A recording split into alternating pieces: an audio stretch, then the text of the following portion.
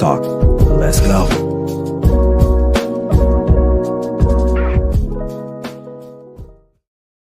Good morning, everyone. How you guys doing? It's me, your boy Ryan Flowers, aka Clutch Sports Talk, and welcome to another edition of NFL Sunday Wake Up.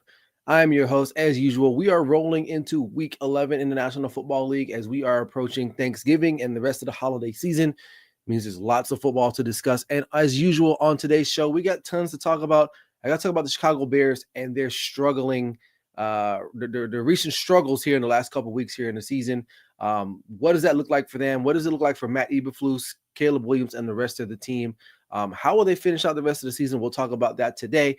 Also, Jerry Jones, all over the news this past week with the way they lost last week to the Eagles, but it's not the loss so much. It's the stadium. That damn sunlight coming through the west end of the stadium, and Jerry Jones refuses to do something about it when he does have the resources to do something about it. And I'll talk about that and his stupid comments about that. And it actually just puts into perspective why the Cowboys suck. We'll talk about that for sure. Then we'll get into my Week 11 power rankings, followed up by my Week 11 preview and predictions of all of the games for the rest of the week, and then close out the show with my clutch picks of the week. So sit back, relax, strap in. You guys are in the right place. This is NFL Sunday Wake Up with me, Ryan Flowers.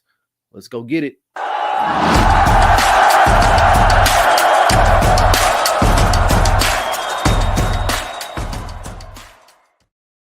All right, welcome back in. Appreciate you guys for stopping by. If this is your first time watching, we really appreciate it. Make sure if you haven't already, subscribe to my YouTube channel down below, Clutch Sports Talk Podcast on YouTube.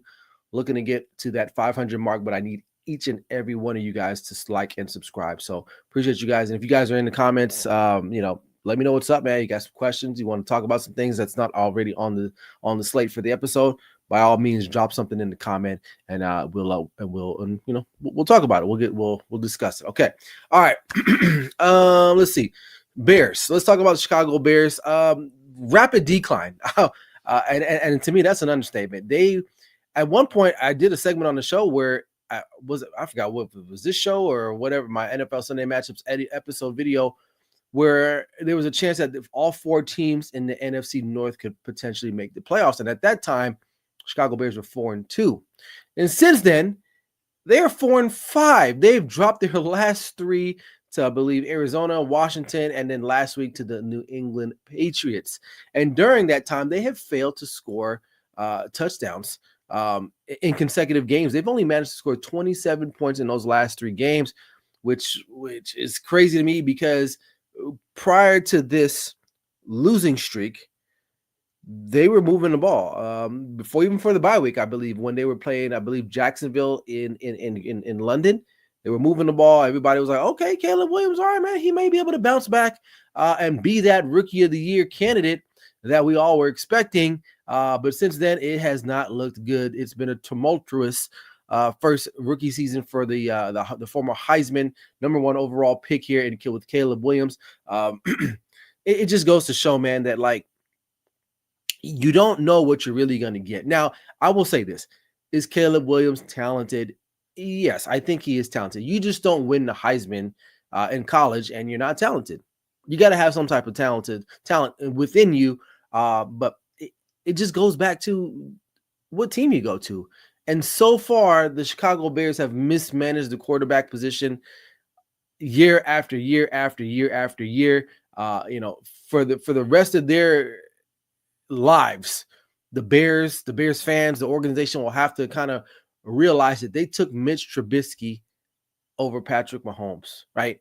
And they may have to do this again, right? If Jaden Daniels pans out to be what we think he might be right now, he's easily the Rookie of the Year front runner right now. What if he turns out a phenomenal career and Caleb Williams continues to struggle? That'll be another blemish on the Chicago Bears organization and their fan base too. Well, so they just have not been able to figure out the quarterback position and even the coaching. A lot of news this past week. They fired their offensive coordinator Shane Waldron, who hadn't really been in the office or in the position that long, I believe, but like maybe a year and a half, something like that. Now Thomas Brown has been elevated. I believe he was the quarterback's coach. Now he'll be calling the plays from the sideline for the Chicago Bears. Now, what does that mean for them? From what I understand, Thomas Brown is a what you call it, a part of the Sean McVay family tree. And when I say that is that, well, there's going to be a lot of motioning. There's going to be a lot of quick routes, and they're going to try to run the football, which I think you should probably want to do that anyway, right? Most teams need to be able to run the football if you want to be successful. I'm not saying you got to run 40, 50 times a game, but you might want to keep the offense, or excuse me, the defenses a little bit on their toes. So Thomas Brown, I believe, is going to try to bring that in, because here's the brass tacks of it all. They have to. Matt Eberflus is definitely on the hot coach's seat. And if things don't pan out the next couple of weeks, he will be gone. I think he's gone anyway at the end of the year. So he's just coaching for his life right now to stay in Chicago until the end of the season, because there's no doubt in my mind that he's going to get axed that first Monday after the regular season is concluded, or whatever the case, or after the season, whatever it is, he's going to be done. He's going to be done. Along with his staff, unless somehow, some way, they can turn this around, this 4-5 record, into a winning record, and maybe get the hopes up of the Chicago faithful there in the Windy City. Now, looking at their schedule here, my notes here, I believe they have a couple, obviously it starts today with the Packers. Then they got matches against the Seahawks, and then about 6 other NFC North games. So not the right division to be in if you are struggling, because you're going to have to play the Packers again. You're going to have to play Detroit. And then you're going to have to play Minnesota, who maybe you could probably get them, right, because they haven't really been clicking on all cylinders, but still formidable teams. And let's just look at the quarterback play. I mean, listen, there's no secret that Caleb Williams has not bought into this system, right? I don't think he trusts his offensive line. I think when you watch him play, it's very erratic. He thinks it's still USC, where he can roll out and just go make a play, which you can do that from time to time, but this is the National Football League. You can't just do that every play. He's not getting the protection that he needs to be successful in the pocket. And on top of that, even when he does, I think in his mind, his inner clock is moving too fast, and he definitely is not playing at a rate where the game is slowed down for him. And we're going into week 11. I get it, but right now he is not playing good at all. And there's a lot of people that thought he wasn't going to be good. I was kind of on the fence. I didn't. For me personally, I didn't like his mental state. I thought he's a little fragile. Physically, he's gifted. He can throw. He can run. But this is the National Football League. You're not playing San Jose State or Stanford. You're playing men every week. Guys that are getting paid to do this job. And put food on their table. So it's a little different now, obviously, and he's going to have to figure out a way, and this management is going to have to find a way to protect him moving down the stretch. And here's another thing, and I didn't understand this. This is such a young quarterback room where you have a guy like this, and you don't even bring in a veteran quarterback to show him the ropes. The veteran guy in that room is Tyler Bagent, who came from a D2 school, Holy Cross last year, played a couple games, looked solid, but he is the leader. He's the veteran in that quarterback room. Like, come on, man. Like, to me, that's just the setup from the jump. Like, regardless if that veteran was going to play, you got to bring a guy like some type of guy like a Joe Flacco, somebody to come in and groom this young man, because right now he doesn't know how to play in the NFL. People are, well, it's football. Yes, but there's a certain decorum you have to go about things, right? To being a professional athlete is not just about the play on the field. It's how you carry yourself. Are you watching film? Are you watching film correctly? Are you showing up to the facility before everybody? Are you leaving the facility after? And I don't know if he's doing all that. He may or may not be. I don't know. I'm not in Chicago, right? But you got guys out there that are just on the roster because they can teach the young guys this type of stuff. And no offense to Tyler Bagent, whatever his damn name is. Like, I get it, but he's not a veteran. He's still learning how to play, right? So, I think that's very detrimental to this team overall. It doesn't look good for them. It really doesn't. They were riding high. I think we all kind of bought in a little bit when they were 4-2. We're like, okay, maybe they are figuring it out.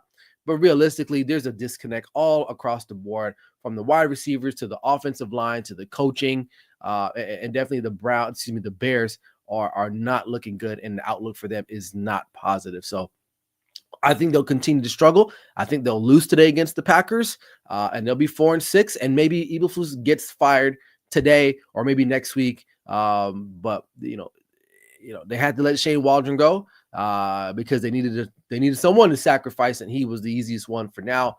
So they bought themselves a little bit more time. So we'll have to wait and see with them. But let's see what we got here in the comment section. We got my boy carving it up with Bryson Carver. He says Chicago needs to go all in and getting Ben Johnson this offseason.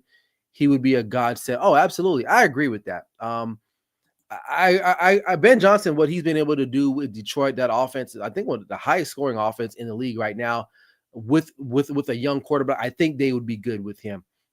He knows the division, obviously. Matt Eberflus, probably a better defensive coordinator, right? Like, again, I am not one of these guys. I'm not a fan favorite of defensive coordinators getting head coaching jobs, because typically when they get these jobs, these are teams that are picking high in the draft, and they probably have a young quarterback. And time in and time out, these defensive coordinators cannot mature and cultivate young quarterbacks. Right now, DeMeco Ryans is the only outlier. And let me know in the comments if there's another team. Off the top of my head, I can't think. But they're even struggling right now, right? And I get it. There's probably a lot to do with injuries and things of that nature. But C.J. Stroud has definitely regressed this year, right? There's no doubt about it. So I still like DeMeco Ryans. I still like the Texans, but it usually never pans out. You need to go get an offensive guy, and I agree with that wholeheartedly. I think Ben Johnson would be a godsend for the Detroit Lions. For the Chicago Bears. So, all right, moving right along. It's getting to the point now with me with the Cowboys. I love talking about them. Like they're not even winning, but I love talking about how negative and toxic this club is, right? Oh, well, real quick, one point here. Bryson says, I'm okay with defensive head coach as long as they are a creative offensive. Yeah, listen, Mike Tomlin, but Mike Tomlin is different. Like, I think I don't have the stats in front of me, but I'll say this. Most of these guys don't pan out. They don't. They really don't. And we'll see how long DeMeco Ryans will pan out here too. Mike Tomlin's been there a long, long time. So I don't even count him, right? Because he just knows what he's doing. I don't know. But anyway, but good point though. All right, Dallas Cowboys. Jerry Jones, like Cowboys fans, listen to me, guys. Listen, because I was one of you guys. I'm on fan pages. I'm on social media. I see people's comments about why the Cowboys aren't good. Listen, folks, it has nothing to do with the play on the field. Well, it does to a certain extent. But before it gets there, before the players are selected, before they even strap up, put the pads on, it starts with Jerry Jones. He is the problem. It doesn't matter who you draft, what coach you bring in, what offensive, defensive scheme you want to implement. It does not matter. The owner is the problem. The Jones family is the problem. Case in point, last week, they got blown out again at home, 34-6. Now, I'm not saying that this is the exact reason why they lost, but I'm telling you the state why. Hold on. When I get to what I'm going to say, you'll understand why, maybe even more so. So you lose to Philadelphia, 34-6. After the game, or actually during the game, there was a play where CeeDee Lamb was wide open in a touchdown. Cooper Rush throws it, and CeeDee Lamb can't see the ball. Why? Because he's looking towards the west end zone. And those of you who've been a Cowboys fan and watched Cowboys games, you know that this time of year, when you're looking through that west end zone, that huge opening, or the glass opening, the sunlight is coming through. Now, for picture's sake, it looks phenomenal, right? It looks great. But when you're playing, functionally football, it's a hindrance. CeeDee Lamb, after the game, complains about it, hoping that it'll get back to his boss, which we know it will because the media is going to relay that to him. And this fool basically says, you want to just tear down the building? No, you idiot. Put up something. Put up a curtain. It's not that damn hard. Like, really. And he wants to say, it's an advantage. How? How is it an advantage for us? Or for the Cowboys? How is it? Because to me, an advantage is supposed to help you, not hinder you, right? And I guess you can look at it two ways, because the Eagles at some point have to manage that, but they were able to do so because they put up 34-6, right? They still have the better talent. They have the better coaching staff. They're just better overall. But this is just another clear insight to how effed up this team is and will be in the foreseeable future, right? You're looking around the league. You're looking at other play teams signing guys. Like case in point, and I don't know the finances like that. I guess maybe, but I'm gonna speak on it, and maybe you guys call me on the comment section. Keep me honest. The 49ers just re-signed one of their better defensive backs, Diamondora Lenore, I believe his name is, right? Forgot what the money was off the top of my head, but that's another guy they have to re-sign. They just re-signed Debo, right? Brandon Ayuk, right? And you mean to tell me all these other teams figure out the cap? They figure out their finances, and then Jerry Jones can't even afford Derrick Henry for $8 million, right? Like it's not the players all the time. Like there are some dumb players on this squad. Michael Parsons, case in point, who I can't stand, and he's part of the reason why I don't like the Cowboys too. But Jerry Jones is the problem, right? And back to this whole sunlight thing. Their curtains, obviously, we saw that Friday night when the Jake Paul, Mike Tyson farce took place in Jerry's world. They have curtains up. How does the sunlight how is it an advantage, Jerry? It's not. It's not an advantage. And he because he's wrong and people are calling him out for it, he gets defensive. And when you're defensive like that, the meaning you're not willing to be subjected to change, and therefore you will never grow. So Cowboys fans, continue buying the merchandise, continue going to the games and buying food and carrying on, right? Thinking that this team will get somehow just get better and return to their glory days. When the reality is they're not. It's a sinking ship. It's a Titanic. It's been like that the last 30 years. And you know who's been in charge of all that? Jerry Jones. He's been able to wheel and deal and fool you into believing that they will be something that they will never be ever again. And that's championship caliber. Never in my lifetime will I ever consider the Dallas Cowboys winning another Super Bowl. And that's the plain fact, unless drastic changes. And I you know, the segment's about the sunlight, but it's really more than just the sunlight. It's the ability to cover up your wrongs and not admit that, you know what, man, we probably should cover up that West End or do something. You're a billionaire. You can do something to mask that. Now, back in the day when I used to work at Texas Stadium, you know, there was an advantage, right? The Cowboys would be on the It would be on their home side, I believe, was on the south end, not the south end. I forgot on the. I don't know, because that stadium I believe was situated a little differently. But then again, the sun didn't glare. However, though, there was a cutout roof on the top. But the advantage was that during some home games, the opposing team would be directly in the sun, where the Cowboys would be in the shade. Right. That's the reason why the Cowboys wear white jerseys. Right. For those who don't know this, that's the reason why the Cowboys wear white jerseys, because they want to make sure that the darker the color absorbs more heat.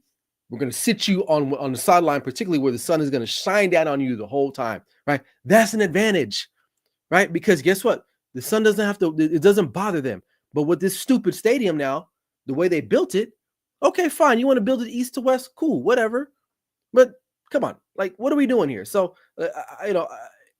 Jerry Jones is just a walking contradiction, and that's why I jumped off this season. I mean, if I'm going on my rant here, but that's why I'm done with them. I just cannot be, because of stupid things like this. Stupid. Every other team can figure it out, but the Cowboys can't, right? But why? Because Jerry Jones is in control. It doesn't matter what coaching. And I've seen people. We were talking about Ben Johnson earlier. I seen people on social media. Oh, Ben Johnson would be a great fit. He would be if we had a different ownership. But because Jerry Jones is not looking for a guy like Ben Johnson, he's looking for a coach that's desperate, maybe wants to get back in the league somehow and doesn't care. He just wants to be walking the sidelines. And that's what they'll end up getting, because Mike McCarthy will be gone. But overall, again, it's not about the sunlight in this particular segment. It's just, again, it's just a clear indication that Jerry Jones has lost it altogether. He's grumpy. He's senile. And that's not a combination for him. Maybe there might be some hope with Steven, you know, when Jerry Jones decides to move on in the afterlife. I'm not wishing anything bad on him, but I'm just saying maybe there might be a chance. But as of right now, the Cowboys are not a good football team. it's not looking good for them. And just think about it. Great point, Bryson. He says he's not a serious football executive and hasn't been for 30. No, you're right. He's all about his money. Like, I used to think, oh, maybe, we'll figure it out, right? Nah, man, he's just about his money. And that's it. And that's why I cannot continue to support that.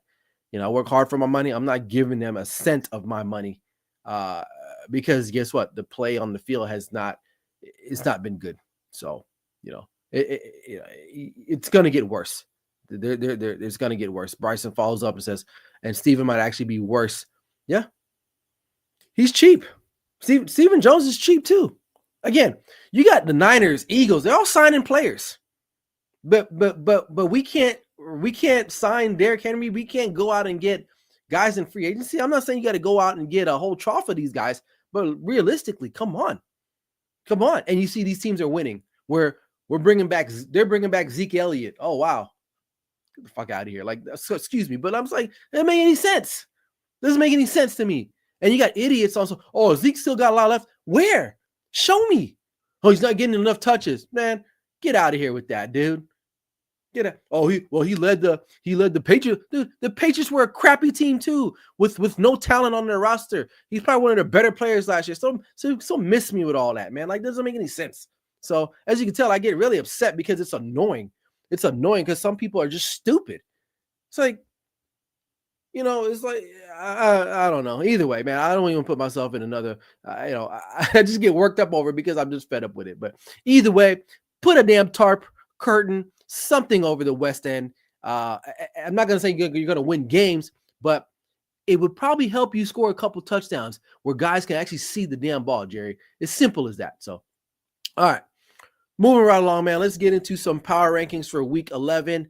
I got the Lions still at number 1, 8-1 on a 7-game winning streak right now. Jared Goff, rough outing last time. They did get the win though, but 5 interceptions against the Texans, and they needed Jake Bates to win that game. But hey, sometimes when you're good, you need a little bit of luck, and they got it last week. So shout out to them. Kansas City coming at number 2. Listen, their time is coming. Maybe it comes this week against the Bills. But they're still 9-0, and the football gods have just really shined on them this whole season, especially last week. I mean, they were dead to rights. Broncos should have won that game, but they ended up getting the blocked field goal to win that game at home and remain 9-0. But again, they got a big matchup today against Buffalo up in Orchard Park. So number 3, I got the Baltimore Ravens. I mean, Lamar Jackson is leading this team again, probably the front runner for the MVP this season.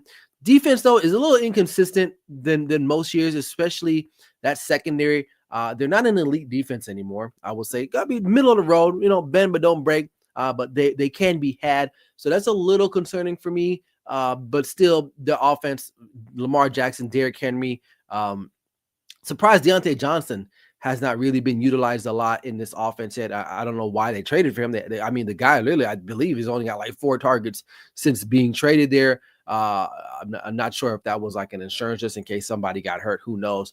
But definitely, maybe they figured out what to do with him and they get it going. I got the Buffalo Bills at number 4. They're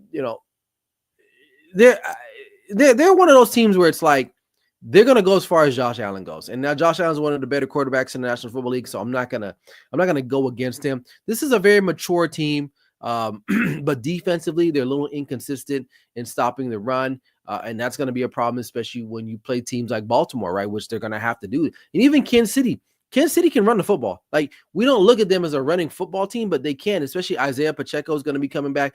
Kareem Hunt has been a nice, pleasant surprise for them, picking him up off the free agency wire. You're going to have those 2 guys back there. So, the Bills definitely have some issues stopping the run. But they're going to have to play clean a lot of these games. Josh Allen cannot have a lot of turnovers, but still one of the better teams in the National Football League, just from a quarterback perspective. So I got them at number 5. Philadelphia Eagles rising 7-2. They are in sole possession of the NFC East. They are the 2nd seeded team in the NFC behind the Lions. So they're going to try to keep pace with them. And I believe they have a matchup with each other later on in the season. So that's going to be fun to watch. I mean, it could be a preview of the NFC Conference Championship game. So Jalen Hurts getting better for sure. Saquon Barkley is really the standout here for this team. Like, what a signing that was. They went out and paid him. Yeah, that's how it works, Jerry. You go out and get players. And the Eagles have done that, and he's definitely helped them out in a couple of games, despite some of the coaching inconsistencies. I will say this, they have kind of turned it around a little bit, letting Kellen Moore run the show a little bit more. And you can see that on the field. So they're rising, right? I think they can beat the other three. I think they can beat the four other teams that are above them right now. They're playing really good, and defensively too, they're looking a little bit more consistent as well. Coming in at number 6, I got the Pittsburgh Steelers. They're winning even despite poor offensive outputs, not consistently enough that I want to see from them. Now, Russell Wilson is still undefeated as a starting quarterback. I think he's still getting used to the plays. Adding Mike Williams in the trade deadline was big for them. He helped win that game last week against the Washington Commanders. George Pickens is still continuing to pick it up. The defense is really strong, really clutch, and that's going to help them. But they got a big matchup today. We'll talk about that against the Baltimore Ravens, but I got them at number 6. I got the Washington Commanders coming in at number 7. Heartbreak loss last week to the Steelers at home. A game I thought they probably should have won, but they ended up, kind of trickling it out, and then they lose this past Thursday. So back-to-back losses for them. Obviously, that this past loss, and in fact, they're into my week power rankings, but he will next week, obviously. But I got to keep it real time. So, are they a playoff team? Yes. I think now, though, looking at them a little bit more, they're not one of the better teams in the National Football League, right? So definitely a wild card team, especially if things continue to play out there, but a good football team. Jaden Daniels, he's struggling a little bit with his accuracy when he's mobile, but he can probably clean that up. So I'm not worried about that. I still think he's the offensive rookie of the year, no doubt in my mind. But, maybe they're not as strong of as a contender, maybe as some of us thought they were. I was a little bit on the fence with them, but now seeing them now playing some of these top tier teams, they're just not quite ready yet. But, a lot of games to be played, so we'll have to wait and see. And then I got the Minnesota Vikings coming in at number 8. They're struggling. In particularly Sam Darnold. If you watch my video NFL matchups that dropped this past Tuesday, Sam Darnold is his play is concerning. His overall performance, it's crazy. The first 5 weeks, great. And then ever since then, it's just kind of been on a decline. So that's something they're going to have to kind of keep an eye on. Defense can only do so much at some point.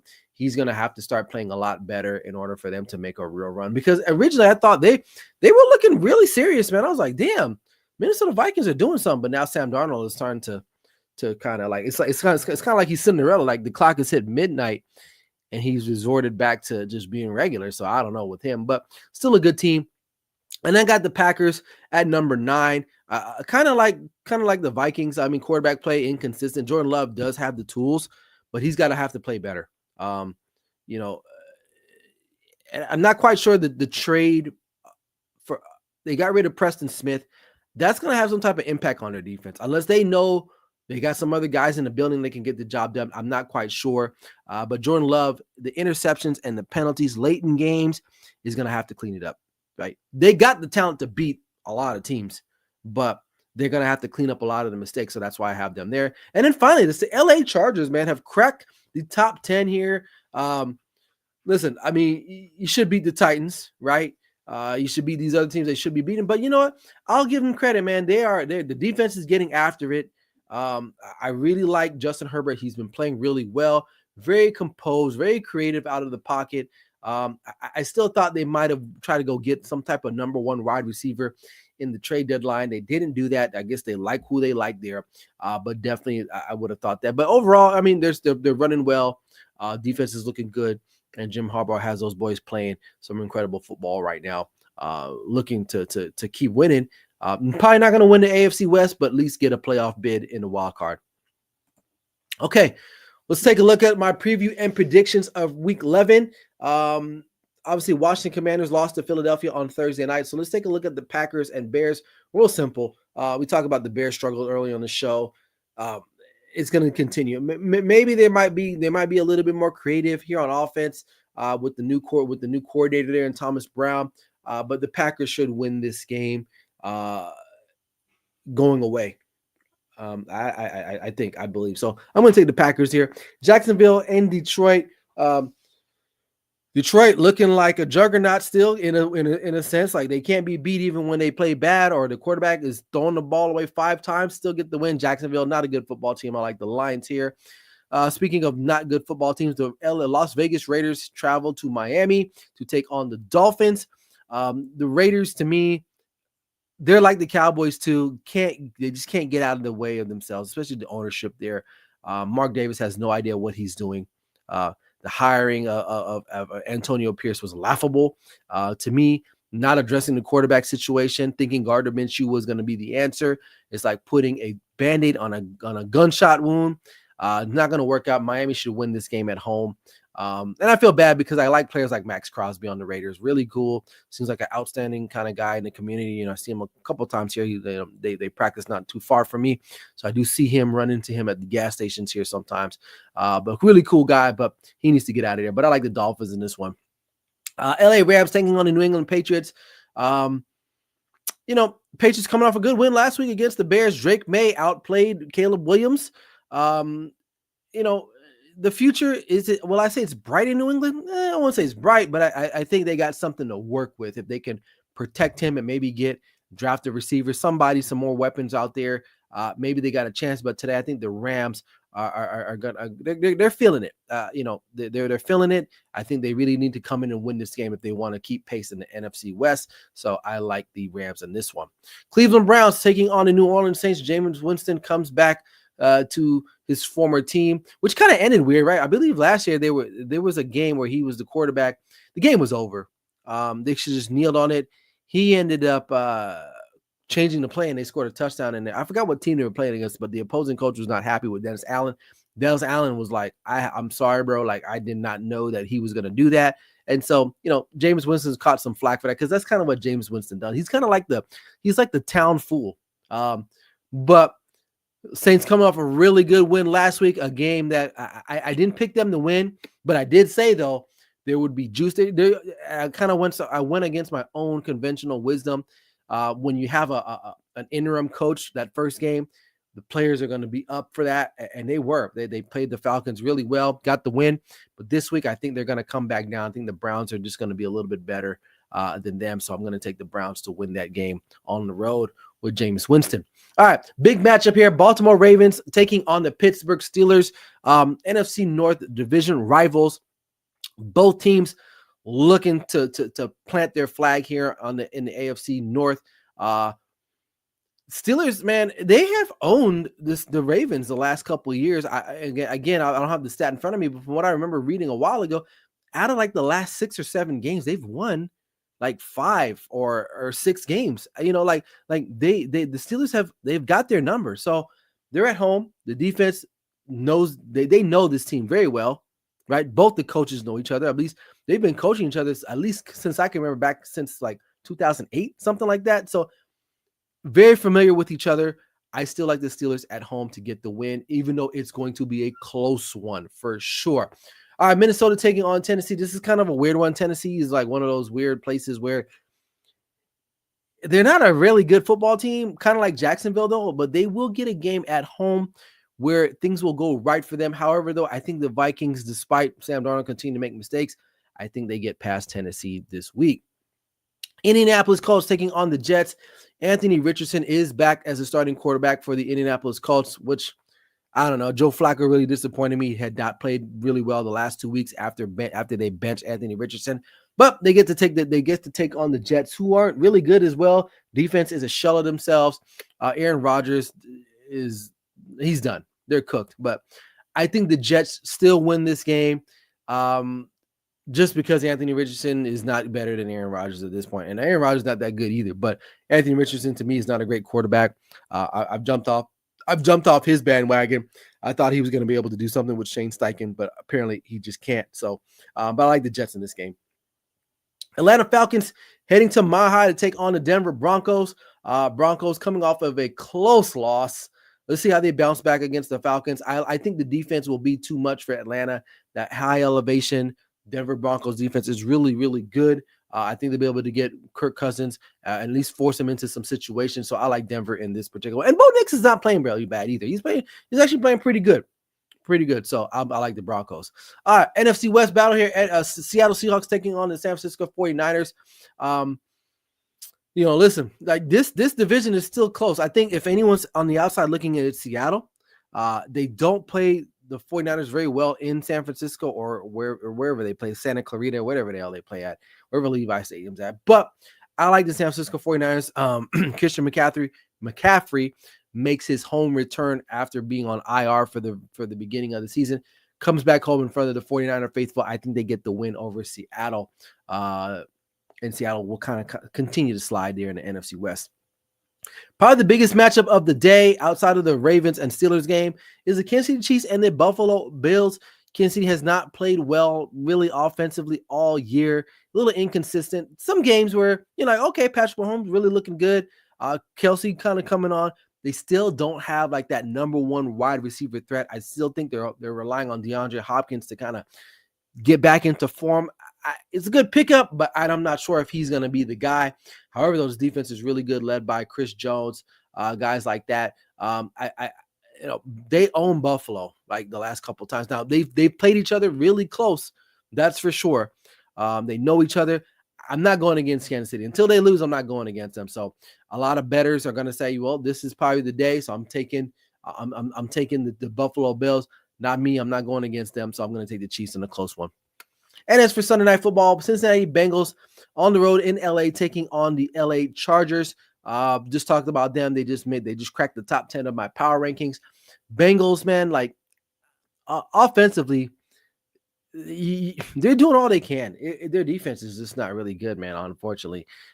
Too many key losses over the last couple seasons in free agency, injuries, things of that nature, but their offense is phenomenal. Will they be able to get after it today? I don't think so. I think the Chargers defense is going to kind of rise up there a little bit, and their offense too. So I like the Chargers. I think it'll be a closer game, but I like the Chargers. And then to close out the week, we got the scrimmage between the Houston Texans and the Dallas Cowboys. Battle of Texas. On paper, beginning of the year, this looked like a very, very juicy matchup. Now it's just like, can we just get this over with? The Cowboys, no Dak Prescott, no really star power like that. CJ Stroud, they're struggling too a little bit, but they're the better roster. They are better coached. I like the Texans in this one to win this game outright and defeat the Dallas Cowboys. Okay. Just past 30 minutes here, 7 minutes past. So before we get out of here are my clutch picks of the week. We started off 1-0 with the Philadelphia Eagles. I'm looking for the Steelers and Browns and Broncos to round out my clutch picks of the week for week 11. We'll see how they do. So, all right, there you have it, man. Thanks for stopping by. Appreciate you guys for stopping through, watching the episode. Make sure, again, if you haven't already, subscribed to my YouTube channel as well as the Grid Network channel. So be on the lookout for my video NFL matchups dropping on Tuesday evening, like around 7 o'clock. Like 6 or 7 Pacific Standard Time, so 9, 10 o'clock Eastern Standard Time. But definitely watch out and head over to the Grid Network to catch all NFL matchup related stuff for Clutch Sports Talk, me, right? So other than that, man, enjoy the rest of your Sunday. Appreciate you guys for tuning in. Until next time, this is your boy Ryan Flowers, aka Clutch Sports Talk. NFL Sunday, wake up. Like I always say, never settle till the work is done. We'll see you guys next week. Peace.